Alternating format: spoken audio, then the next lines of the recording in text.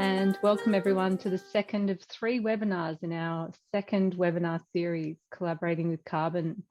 Today we are joined by our panelists, Dr. Greg Bender, Norman Marshall and Lorraine Gordon. So this webinar explores the topic of steps in carbon farming, options and methodologies, and looks at the options for realising value from soil carbon farming and the latest changes to the methodologies. Today, we will be considering the best ways to access the available carbon in your farm for economic and environmental benefit. Farmers are set to be the major suppliers of environmental goods and services using mechanisms such as the carbon credit market. As these markets grow in volume, scope and scale, it is important that farmers get fair access. Today, we'll be looking at potential for more farmers to gain access to a fairer deal from the environmental goods and services market through knowing and understanding the processes that they can adopt for best practice returns. The structure of today's webinar is that each of our panelists will share their thoughts and opinions on this topic based on their experience and expertise. Following this, we'll hold a panel discussion through a Q&A invitation to the audience. First up, introduce Lorraine Gordon. She's the Director of Strategic Projects at Southern Cross University and the founder of the Regenerative Alliance, affectionately known as RA, based out of Southern Cross Uni, and is known for acting as a conduit between industry and research, delivering sustainable and regenerative solutions nationally. She very much is about bringing practical knowledge to the fore, along with theory.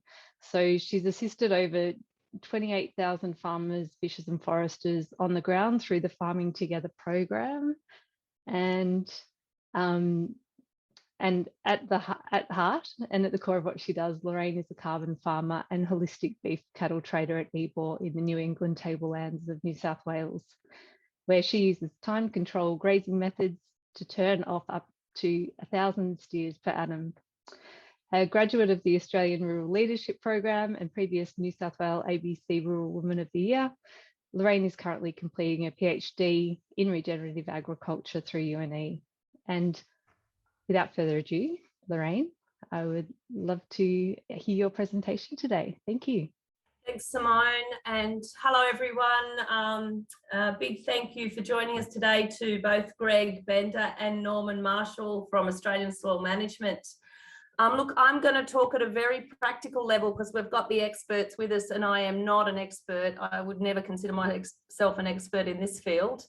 But I just really wanted to put my farmer's hat on today and speak to you from my experience to date working in this field. And of course, as with most of my presentations, I always love to start with pictures of my farm and my environment that I play in.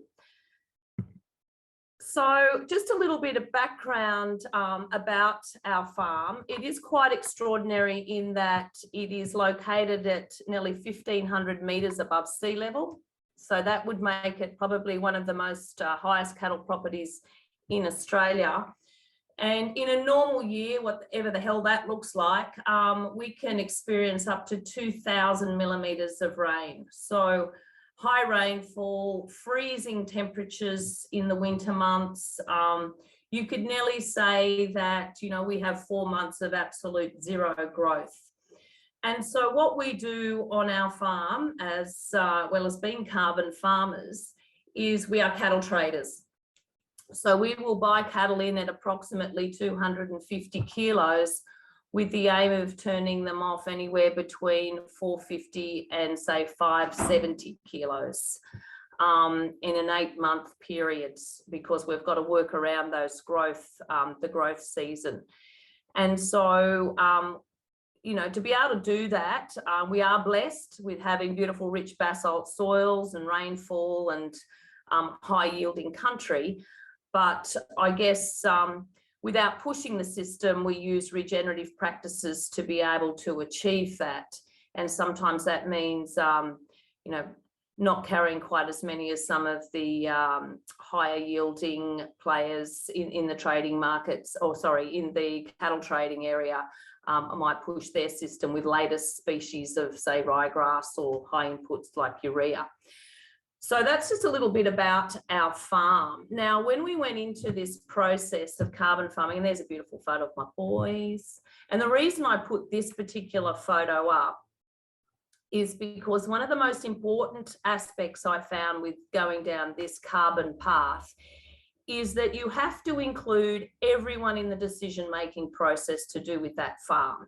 And so that includes my 3 sons, but it also includes, and I'm very sorry that I don't have a picture of them, my staff, their partners, or my son's partners, and so forth. So anyone that has anything to do with this business has to be absolutely 100% on board when it goes to going down the path of registering to be a carbon farmer. So, and I did talk about this, I think it was last week, and I just brushed over these steps, but I'm just going to focus a little bit more on them. So that first step, being having a carbon ready assessment and appraisal, is critical, because before you go down the path, you need to know, is everyone on board with this and what's involved? Because you're actually committing to something very long term. It's a contract to deliver with the government, to do certain things, certain management practices that your farm hasn't done before. And so it's really critical, I think, to make sure all the people are sitting around the table that are involved in the future of that farm, and to hear everybody's opinions, because if they're not all on board, then you will fail in this space. So, you know, it is a commitment and it is a cost. And so I think that's a really critical step. The next step that we come to is the carbon management plan. And that's quite a clunky document, but basically that's going to outline specifically how you're going to go about sequestering carbon on your farm. And what are you going to do that's completely different from what you've done before in the past? So again, that's a pretty critical piece of information. It's not like a management plan. It is actually a plan for sequestering carbon on that farm, outlining all the variables, your soil types, your rainfall, and everything else as an introduction, and then outlining what those processes are going to be to sequester carbon. Now, I might come back to this. I'll just move forward because I want to allow the fellas plenty of time to talk. What we have decided on our farm is to use 4 methods to sequester carbon. We didn't necessarily say put all of those into our plan, because you only need to put one method that you've never used before, or one new practice, I should say. But in our case, we're actually going to be doing 4 things. So we have been for a very long time, some nearly 30 years now, holistic managers. We're regenerative farmers, and we've practiced holistic management, cell grazing and planned grazing. However, we have to, as I said, we have to come up with a different practice. So what we are aiming to do here is to increase our stock density. So that means one of 2 things. We either have to have smaller paddocks to be able to move the cattle more quickly, or larger numbers, moving them more quickly across the landscape. So in our case, we're working very hard to increase our numbers. So at the moment, at any one time, we'll be turning off 1,000 steers per annum. But in the last few years, with drought and everything else, we haven't been at that capacity. So we want to be able to double, if not triple, our carrying capacity on this farm, still using regenerative practices to sequester carbon, which means more cattle and moving them daily. So at the moment, we move our cattle every 2 to 3 days we rotate them around the farm under a holistic management system. So that's our number 1 key to sequestering carbon. And without going into too much detail, most of you are aware that hooved animals are a big key in actually improving pastures, and therefore sequestering carbon, because it's their hoof movement that stirs up all the seed, increases the photosynthesis, giving that pasture just a haircut, and keeping it at a certain healthy length, speeds up that whole photosynthesis process, which means you're sequestering carbon. So that's our number one method or practice that we will be using. Coupled with that, we're also, these are just some of the graphs and the programs, the computer programs that we use to be able to monitor our stock movements around the farm. So I just thought I'd throw those in. I'm not advocating for any particular program. There are a number of them out there. And we've sort of bounced around with our programs over the years. But that's basically, you know, just a quick snapshot of what they look like. The other method or practice that we use on our farm and that we will be using for carbon farming is composting. Now, we haven't because of the scale of how we operate, you know, composting I always felt was in a bit of the too hard basket. But now there's such things as compost teas, and there are many organisations from tips to feedlots to all sorts of different areas that you can bring in compost, and it's actually a feasible way of sequestering carbon on your farm. So composting will be another key practice that we will be doing effectively. So until we're both registered and done our baselining, then we start bringing in these new practices. And for us, it'll be composting.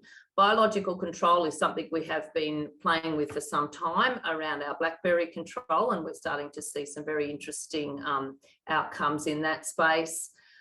We have been reducing chemical inputs. I guess our blackberries and liver fluke problems have been areas where that's been a bit problematic, but we're very aware that we do not wish to use chemicals on our pastures or artificial fertilizers or any inputs for that matter. So that's another area, the composting, correcting mineral deficiencies based on soil tests. We've always limed and we've always corrected our mineral deficiencies. But in this case, we may choose, and it's not critical that we do, but we may choose to add something like gypsum, which we haven't used before, to the farming enterprise, and actually put some gypsum out 1 year because we've never done it before. And that would tick that box of a different management practice. And the other thing we will be doing come January is multi-species pasture cropping. And again, we haven't trialled that as yet, but we are very much aware that because of our short growing season, it's a fantastic tool for carbon farming. I'll just go back very quickly to this. So the next step, of course, we registered with the federal government. That sort of showed up a few little inaccuracies in how the government was conducting carbon trading, in that we had a bit of an issue with the definition around forests. And because we have we have trees on our farms, we have, I would call it grassy woodlands. The international definition of forest wasn't quite meeting what our definition of a forest was. Anyway, to their credit, the Emissions Reduction Fund adjusted what they consider as forest, because before it was literally any trees that were 2 meters high was considered, that you had a forest on your farm. And that cut out of a lot of country that we wanted to use for carbon farming. And I argued that, look, I can take a lime truck up under these trees, and I can take a tractor under the trees, and we graze right to the tree trunk. So that has been adjusted, and the boys will probably talk a little bit more about that. And so in our case, that got us the hectare area that we needed to make it viable, economically viable for us to go alone and not necessarily be wrapped up with aggregators. So, we've registered on our own back and want to go down this path ourselves, paying our upfront costs to be able to do that. So critical point 3 is to register with the government, which we've now done. And then the next point is to consider you know, who are you going to sell to and how are you going to sell, and should you have any forward contracts and all this sort of stuff. So I just want to talk about that very quickly. In our case, like I said, we've registered our project, there's point one, but we don't have contracts in place because we've chosen to sell on the spot market down the track. And that is because the cost or the price of carbon, I believe, as do many others, is only going in one direction, and that's up. So why would I lock myself into a contract now when down the track carbon is going to be worth so much more? And of course, in my case, I would like to see just how much carbon I have sequestered. So I would strongly advise not to lock into contracts and being forced to deliver something that you may find down the track is you've just given it away at a ridiculous price. So, you know, the important thing is to register as a carbon farmer. Don't worry about trading or contracts or anything. Just get into the system and focus on sequestering the carbon, and just make sure you go the right way, which is not cutting corners and thinking there's other quicker ways or cheaper ways to do this, but actually register so that you're not trying to then scurry around in hindsight and do things retrospectively, hoping you'll make money out of it down the track. Nearly finished.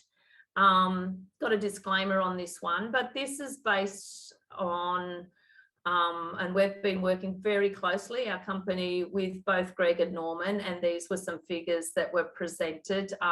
There is a disclaimer, it's just an example, but basically on an area of 400 hectares, you could be looking at 49,600 ACCUs, Australian Carbon Credit units.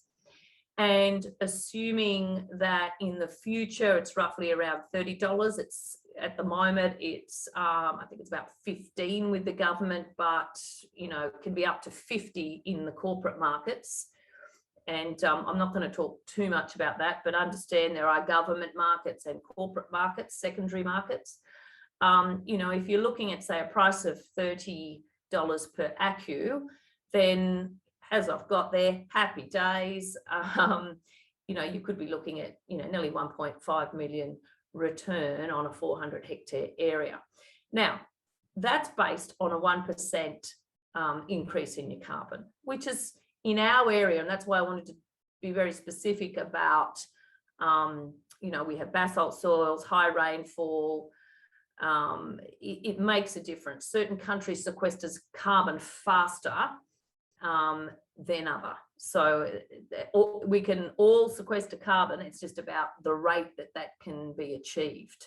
And in my area, it has been known to be up to 3% over a period of, say, 3 to 5 years. So, and I must admit, I am starting off quite a high base, because I think I'm at nearly 9% carbon levels now. So, you know, you can continue to sequester carbon. It just keeps going further and further into the soil profile. So I'm certainly not there at the peak yet. So there's some figures that'll get everybody a little bit excited, no doubt. But of course, you know, it's good to have a plan. And like I said, there is a disclaimer. You can also go the other direction if you haven't got those management systems working and that you don't adhere to them. So, and of course, climate and what's going on in the climate can make a huge difference as well. I know I put this up a lot, this slide. I'm like a broken record. Don't even consider going into carbon farming if you're really into these things, these dot points. Paddocks of bare soil with lack of ground cover don't sequester carbon. Monocrops don't sequester carbon. Spraying out paddocks prior to sowing new pastures or crops, that won't do it. Set stocking, forget it. Overuse, and I stress overuse of synthetic chemicals and fertilizers and pesticides.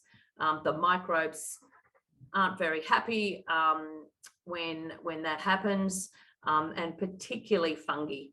So mycorrhizal fungi is very much affected by that sort of a thing, as it is with paddocks of bare soil, and of course over tillage and disturbance of soil. So they're the no-nos. Funnily enough, they're the no-nos in the regen world. So regenerative agriculture and carbon farming do go together, because to be a carbon farmer, you really do need to be adopting regenerative practices. Some tips, already talked about this. Make sure you baseline, register with the government, baseline where you're at. Carbon prices going up, only going in one direction. There's the differences. There are both government and corporate or secondary markets, and maybe Norm and Greg will go into that. And we're doing lots of research, particularly at Southern Cross, in the space of what does sequester carbon the quickest. And I think that's me done. Happy to take questions or flick to the fellas. Simone? Great, thanks a lot, Lorraine. If there's one or two quick questions, we could probably squeeze them in now. Otherwise, I'm happy to keep going. Greg and Norman, did you want to present together today? Is that how you were thinking, or would you like to go first, Greg? Probably best if Greg goes first. Yeah, okay. And great. I'll follow Greg. Okay, no worries. So I'll just give Greg a quick intro. So Dr. Greg Bender is the Director of Australian Soil Management and one of Australia's most experienced and knowledgeable scientists in the field of soil biology and organic matter. He's passionate about smarter land management, meaning the integration of sophisticated natural systems with modern farming practices to build better soil. Greg has over 30 years experience as a business manager, research manager, consultant and scientist in the rural sector. He has a strong family background in farming, and for his clients, Greg brings the unique advantage in being able to combine business acumen with scientific expertise in a way that people can easily put into practice. And as highlighted on the Australian Soil Management website, Greg and Norman are not just pen pushers, but bring their expertise from a rich history of practical application. So without further ado, Greg, we're very much looking forward to hearing from you today. Thank you very much. I thought I'd begin with who is ASM, because we don't advertise, we're not well known. The business was founded in 2011, and we register and manage soil carbon projects with broadacre farmers for generation and sale of ACCUs, or Australian Carbon Credit Units. At the moment, in the last year or so, we've seen a huge increase in projects. So starting with New South Wales, where most of our work was, have extended into Victoria, South Australia, Queensland and Northern Territory. We supply independent advice, not products. We like to remain independent there. We have our own on-farm R&D program starting in 2012. We've had about 20 farms go through that. And we've had funding, I'd like to acknowledge funding from New South Wales government, which is much appreciated. So why take on a soil carbon project? And this is on a lot of people's minds, and there's a lot of confusion about and contradictory messages. So from our point of view, the main reason you do this is to increase productivity and profitability. That's the main reason. Build a better farm. You can generate ACCUs to pay for changes in practices and project administration. So you should see ACCUs as another income stream. And you need to be confident that you can increase soil carbon before you start, obviously. It seems like an obvious thing, but the points that Lorraine raised in her presentation show how important it is.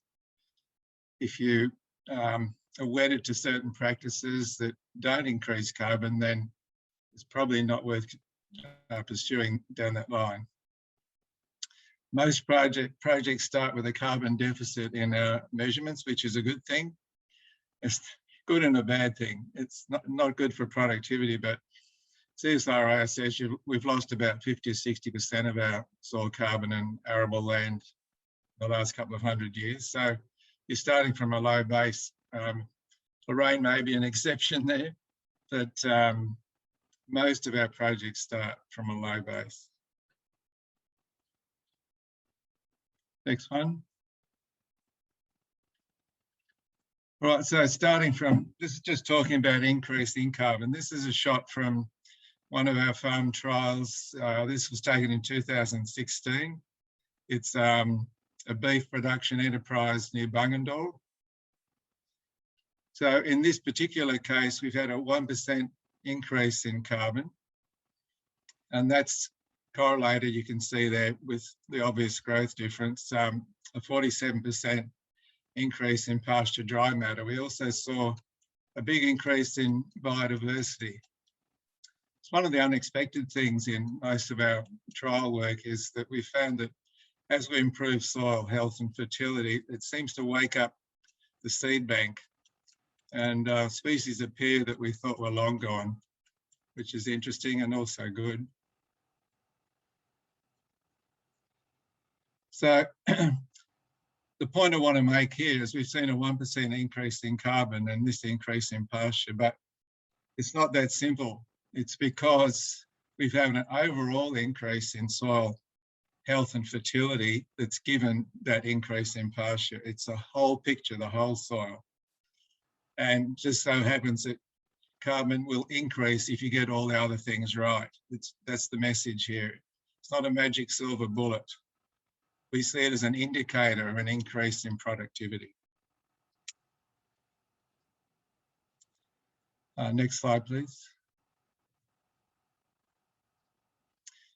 I thought I'd introduce, this is from Winona, Cole Zeiss's place just north of Gulgong. I'd like to acknowledge Cole. He's famous for his pasture cropping. His slide here is a very good way of showing you what the difference looks like, what a high soil carbon soil looks like compared to the neighbour across the fence there on the right-hand side. So on the left, we've got 3% carbon and 1% on the right. So this is an indicator that a lot of other things have improved as well. So the main one from my perspective is infiltration of rainfall. I mean, people can say you get 600 mils of rainfall, but how much of that runs off and how much enters the soil and is stored in the soil? So you can see on the profile on the left, it's very easy for water to infiltrate down into that profile. Whereas on the right, looking at the density of that topsoil there, I'd say a lot of it's going to run off, particularly in a heavy shower, heavy downpour. So another 2% carbon means about another 300,000 litres of water per hectare extra storage capacity. And in our agriculture in Australia, that means you're last into a drought, first out of a drought. It's so important in carbon increases to have a high rainfall that Lorraine mentioned, or at least reliable rainfall. Looking closely at that profile too, you can see roots down to 500 millimetres, where on the right-hand side they're struggling. And this farmer has lower pesticide requirements and lower fertiliser requirements because his nutrient levels have gone up, and most importantly, his availability of nutrients has gone up. And there's a low nutrient concentration in runoff, which is what we call a environmental co-benefit.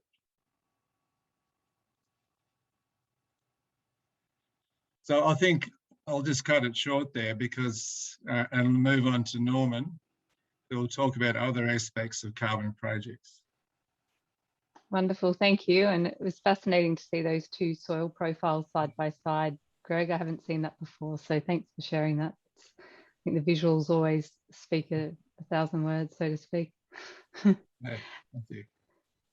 And now my pleasure to introduce Norman Marshall, who is a results-focused director with a reputation for building businesses to support worthwhile causes at a national level.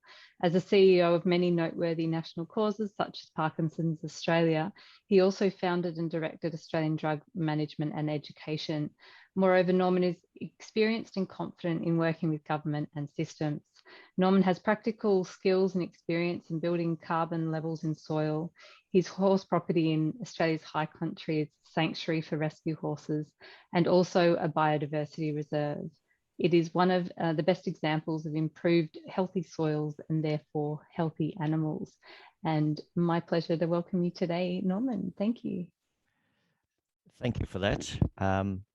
I won't have any issue with slides because This is about projects and becoming a soil carbon project. I will go over some of the things that Lorraine has shown and add a few extra parts to it. So the steps involved in becoming a soil carbon project, first of all, you have to find something new, and there's a whole list of things that's easily recognized, and we can find something to make every farm a soil carbon project. The registration will generally take 4 to 6 months. It is a long, drawn-out, horribly complicated system, from having to have maps showing cadastral boundaries and that projects are inside them. But that's what we do. We take that pain away from everyone. Once registered, the baseline soil testing, unfortunately, you cannot do this yourself. The soil testing requirements are so stringent that specialized equipment is needed.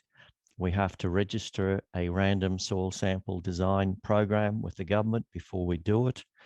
And the location of each sample requires a 6-digit GPS location. So it's complicated, and it's best left to the experts who have the equipment and who do this as a living. These projects are for 25 years. You have 25 years to build soil carbon. And in some examples, we've had a 1% increase in a year, and in other examples, it takes longer. But 25 years is a long time. And if you look at the example of Cole Seiss, he achieved a 2% increase in 20 years. But what we also have is the opportunity to go deeper than most people go. The standards required by the government say that the minimum depth is 30 centimeters for a soil carbon project. On all our projects, we want to go to a meter or 1.2 meters if we can. It doesn't cost you anything extra to do this, but it gives you the opportunity. If you get roots going deeper than 30 centimeters, you will get carbon deposited deeper into the soils, and it's going to be more permanent carbon. As a result, if you get a 1% increase in the 0 to 30 centimeters, you're probably looking at 1.5% increase. And this is the opportunity for getting more carbon. Planning a soil carbon project, there's a lot of aspects to this that you need to be aware of before you commit to it. And one of them is there are tax issues. When you sell your carbon credits, it is a taxable commodity. And if it's sold all in the 1 year, how you plan for that, the best advice you can get is talk to your accountant. Because when registering, you can have the project registered in your name or in a company name or in a trust name, whatever suits you, but you also register an account for the carbon credits, and that could be a trust or a superannuation fund or in your name. So there's a lot of aspects to this where you do need to plan ahead as to how you do it. There are two ways at looking at soil carbon projects in terms of which path should you go. You can go with what is generally referred to as the brokers. They will pay for all your compliance costs, and they will offer you a set price in terms of carbon credits. It might be $12 a credit. They will register those credits in their name and not your name. So the government has an agreement with them that the credits go to them, not to you, and they would then pay you out of what they get. You can perhaps consider negotiating with them in terms of, well, what happens if the price increases? Does your set price increase? Possibly not. but that's up to them. And they will take anywhere from 25 to 50% of the credits for organising the soil carbon project. The other approach is one that I think we're fairly unique with, in that we offer a fee for service, where the compliance costs over 25 years on a property of 500 hectares, 1,000 hectares or more, you're probably looking at $180,000 over the 25 years. We have a 5% success fee because we're more interested in getting the best price available for you. So if the government's offering $18 a credit, we want to be getting you $30 a credit because it's more advantageous for you and we win at the same time. So that's our approach, which is a bit different. If you look at the government, yes, you could probably get $18 from the government, but at the same time, if you were to sell your credits on the open market, or what they call the spot market, that price is now broken through $23 a credit. Where we think you should be targeting, anywhere from $30 to $85 a credit. $30, we think in 5 years, we will be passing $30. $85, if we could sell our credits into Europe at the moment, the value of a credit in Europe is $85 Australian. In South Korea, it is $48 a credit. And some of you may have heard that Microsoft has a deal with 4 farms in Australia to purchase their carbon credits. That's an example of a private market. We don't need governments. We can deal directly with private markets. So if we can organize for Mitsubishi or Toyota or large companies in Japan where the price of carbon is much higher, then these are the opportunities. Also, I think it's time to think about the marketing opportunities that this brings. The overseas companies will be very interested in knowing more about the story of your property and how it is raising the carbon credits. So on your property, if you have got biodiversity that is unique, and that can be from birds to lizards to native grasses and things like that.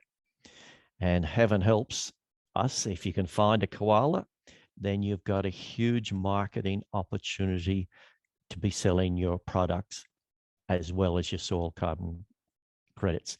We know from Coles and others that they're very keen to look at the soil carbon projects because they see an opportunity for selling them the meat and things like that under their premium brand, which gets them a higher price. What we haven't seen is, are they offering you more money for your meat in terms? So, but they've started to open this dialogue, which is important. There is changes being proposed to the soil carbon methodology, and we'll know more about what this new method will look like in September. The government is committed to changing a few things. Certainly the concept of treed country will change, and we believe that it will be, if you can get a ute and a trailer through your country, through your trees, then it can be a soil carbon project, because we can then measure it, and any increases in the soil means you should be given credit. So we think that will change. The other potential changes are currently, as part of registration moving forward to the first reporting period, we have to do a baseline history, and that goes back 10 years, animal numbers, what you've been doing on the property and things like that. The change might be to only 5 years, which will make it easier to do. And the third big potential change, which hopefully we don't see, is the government is looking at bringing in what they call a model measurement approach. So at the moment, everything is measured. You do soil tests, and it's not cheap with the soil tests, and you get issued credits on that. The government is considering assumption-based parts to this. So there might be a dozen farms in one area, and instead of measuring the dozen farms, maybe only one farm gets measured, and whatever carbon increases they get, the rest of the farms, it is assumed that they've built up the same carbon levels based on doing similar things. From the scientific world, we know this is dangerous. So many unknown variables in this that to make assumptions based on this will backfire, in our opinion. We've already seen where a number of journalists and economists are saying to the government that this is creating a two-tiered system for carbon credits. In other words, the value of the carbon credits will be different. If you think from a buyer's perspective, if you're buying carbon credits, you want to be absolutely certain that you're getting 100% carbon credits. You don't want it based on assumptions, because some of it will be wrong. So it'll be interesting in a month or so to see how they're going to deal with this. Our recommendation to our clients is stick with the measurement only approach at this stage until we can have much more data on where this is going. And we've got 25 years, so it's a long time for projects. And at that stage, I think I'll leave it and open to questions. Thanks, Simone.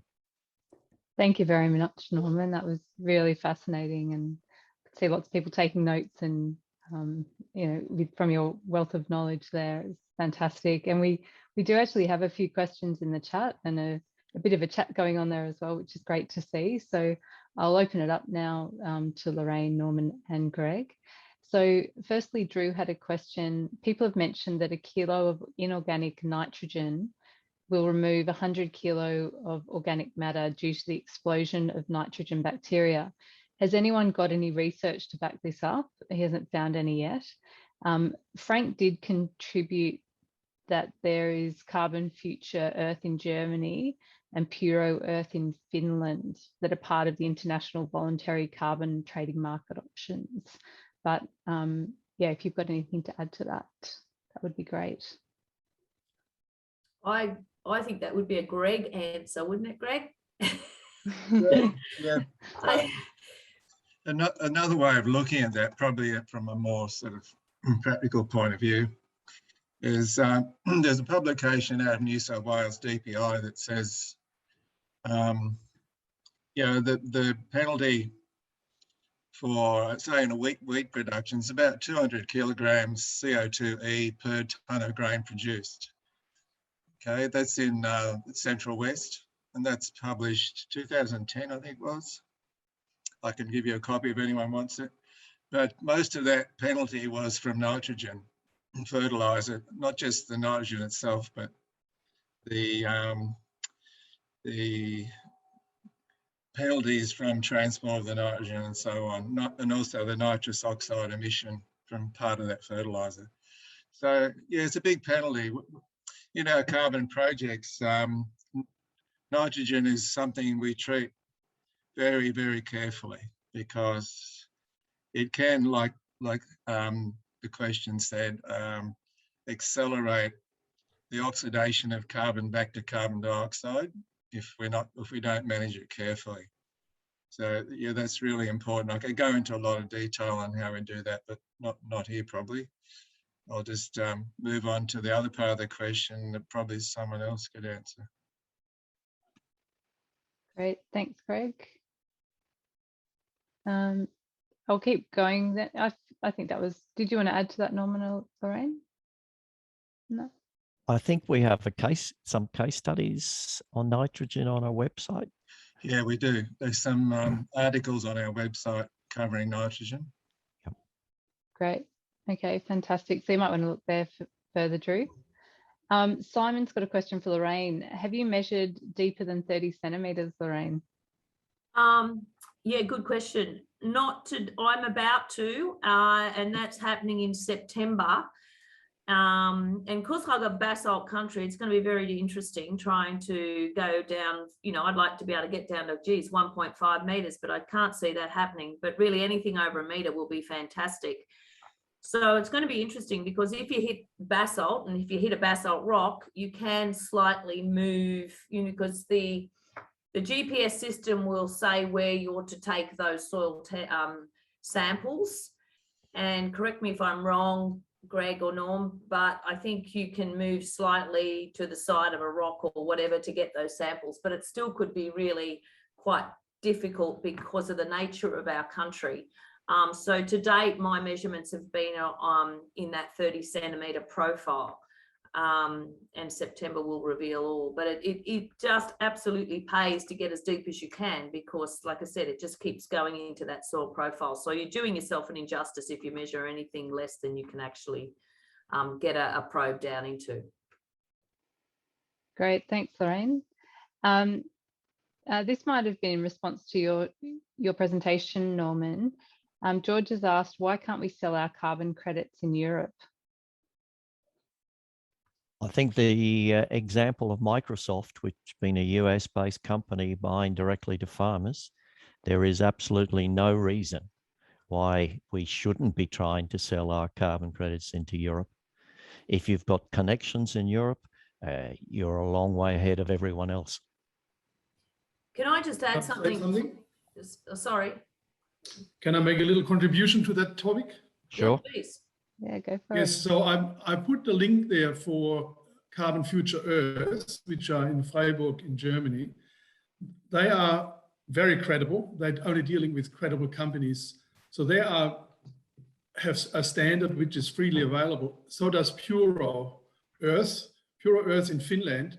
They are actually the go-between between Microsoft and the farmers and the manufacturers of technology. For example, in Melbourne, there's a company, Rainbow Bee Eater, and they have installed technology to carbonize woody waste in Mount Gambier, for example. And they, as a technology provider, receive the money for the credits. But they have to guarantee that the char does not get burned, for example. So as soon as it enters the soil, it's therefore safe. And these standards are already existing, and we're looking at $120 to $150 Australian per tonne of CO2 sequestered. But I like to recommend that if you like, we can organize a Zoom session specifically with either or both of those organizations if there is an interest, because there is nothing stopping us. Because as you already heard, there's already 2 deals at least done by Microsoft via Puro. But I have been speaking to Carbon Future Earth directly from here, and they asked me if I knew of any potential projects in Australia and New Zealand. So the door is wide open. Can I just make a comment to that, Simone? And thank you so much for that, Frank. That's really interesting. I just want to comment on the Microsoft deal. I actually think that's quite a precarious deal because it does, it's been measured under a different set of standards and measurements through the Regen network, and I would just be concerned that the rigor is there. Without doing the actual soil testing, it would be pretty ugly if Microsoft comes back and finds out that actually it didn't sequester the carbon they've paid for, and that actually puts that company in a position to have to pay back. Make no bones about that. If they say they're going to sequester X amount of carbon and they haven't, and they're in a contract to be paid in the future, and they've been paid, they may well have to pay back. And where I get nervous about these sort of I call it cutting corners and not being rigorous as doing the actual soil testing, is it can, in some sense, bring down the whole potential for carbon farming in the country. So, you know, we need to be careful. It has to have rigor. It has to stack up. And the most rigorous system we have in place is registering with the ERF and following their standards. And they, to their credit, they debate them and they improve them, and that's great. And they have a very good system of getting feedback from farmers on the ground. But if we're looking for quick turnarounds as marketing potentials to make money out of carbon, and from my knowledge, I would be very wary of that Microsoft deal, then I think we just need to err with some caution there. And Frank, I'm not across the ones you're talking about, so I can't comment on those. But that's why I gave that new link to Carbon Future Earth. I know that they're dealing with leading global companies as a go-between, and they wouldn't want to have it any other way. It has to be spot on or not at all. Well, they're paying a lot of money to offset their footprint now. Absolutely. And they're in a hell of a hurry to do it. Of course, we get that. So, you know, in some cases, it's a bit of a marketing exercise to say, well, look, you know, we emit all of these greenhouse gases, but on the other hand, we're offsetting our footprint over here. And that's fine. But at some stage, someone's going to call them out and say, well, hang on, that's not rigorous. And that's actually not sequestering carbon at all. And already there's over a dozen academics that have ripped that deal into shreds. So yeah, just err with caution. That's we've just had another comment in the chat on that, Lorraine. Wilmot, that sold to Microsoft, tested 26 spots in 1,200 hectares, not rigorous, as you've said. They tested to 15 centimetres and sold through American company Regen Network. They didn't hit Australian standards, and their reasoning was that Australian standards were too expensive for them, I think, which just backs up what you've shared there. So thank you. I do have a couple more questions in the chat as well. So just to finish that, Rhonda just asked if Microsoft were paying for ACCUs prior to actual sequestration or an increase in soil carbon. I believe so. Okay. Yeah, and I believe that is the case. Okay. And we've got a question from Jed. How far away is accurate remote sensing satellite soil carbon data collection? Australia has a wide range of average annual rainfall. What is the minimum amount of rain to sequester sufficient carbon to realistically trade ACCUs? I'll just answer that one. As I was mentioning in one of the slides, I mean, if you're getting a low rainfall, say 400 mil, and you're using all that 400 mil and it's not running off your property, that's different to someone who's losing half of it. So it's about water use efficiency as well. But being really general, rainfall reliability, you know, month to month is very important. I'd say we've been working on 500 to 600 mil, but we're getting interest from out west in the, you know, Wilcannia area, Western Queensland, and that's about 300 to 400. So we're starting to get to marginal country. So we've still got a lot to learn about how whole systems respond to different rainfall amounts and to different patterns. Thank you, Greg. Norman, Lorraine, did you want to add anything further to that? Oh, no, I just back up what Greg said as far as it's not how much rain you get, it's how you capture what little rain you have. And it's all about capturing moisture in the landscape. So whether you're talking carbon or not, that is an obviously good thing to be doing anyway. And it just, as it turns out, that some of the methods around sequestering carbon will help you capture moisture into your landscape. And you will still build carbon with those practices. It's just, I think what Greg's saying is it's just would be slower. It's just a slower process. Also, there's the hectares. I mean, if you've got, 10,000 hectares or 50,000 hectares, a small increase in carbon is worth doing. And in terms of the remote sensing, the satellite data collection as well, is that something that can be done? Yeah, there's a lot of work being done on it, and obviously it's a good thing to do if we can get the rigor into it that Lorraine mentioned, but in my personal view, we're not there yet. I mean, we can use MIR, NIR to scan, say, soil cores, and you can use the MIR, NIR within laboratories and CSIRO to get very good measurements of carbon and other soil variables. But in terms of remote sensing, I think we've got some work to do, and particularly when you look at the depth, anything below 15 centimetres, we need to go 30 at least and down further. And the remote sensing, I don't think will deliver us that data yet. Yeah. Yep. Got another question here from Hayden. Any news on NIR carbon measurement tech developed within the Filling the Gap research program via Jonathan Sanderson's CSIRO? Yeah, I mean, I put that in the answer to my last question. It's there's a lot going on. There's a lot of researchers involved, and the regulator, Clean Energy Regulator, is monitoring this and is very closely involved in the development of that technology right now. So I'd probably go to the regulator's site and look up links to researchers who are actually doing the work.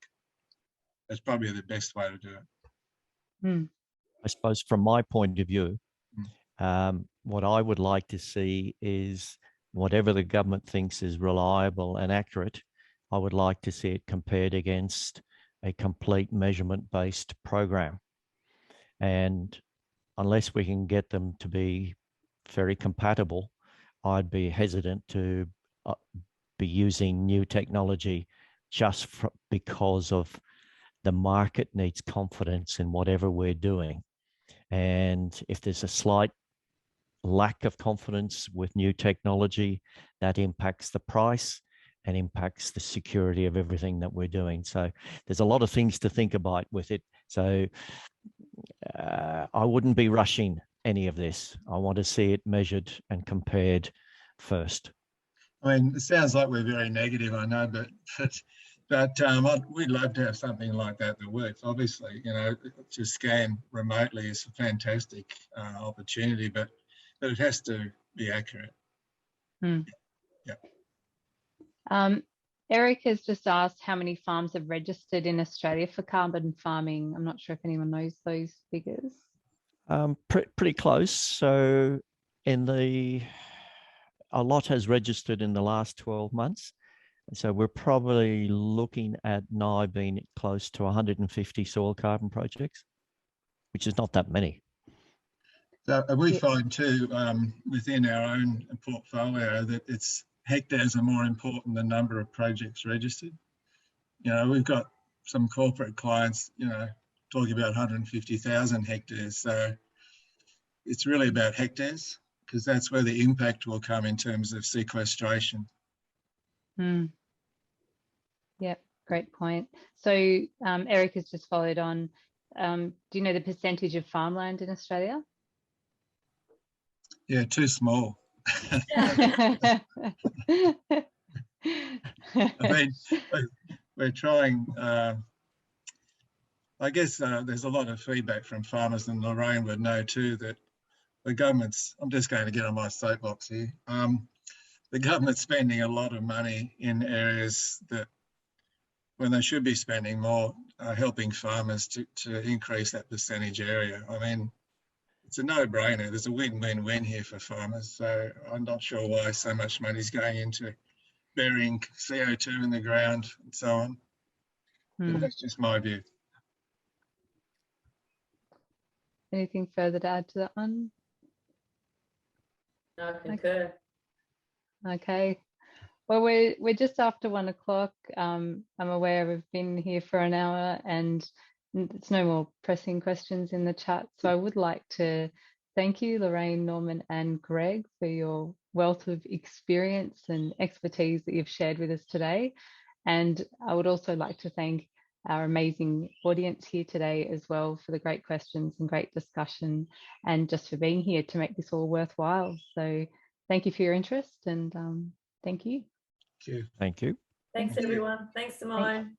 Pleasure. Bye, everyone. Bye. Bye.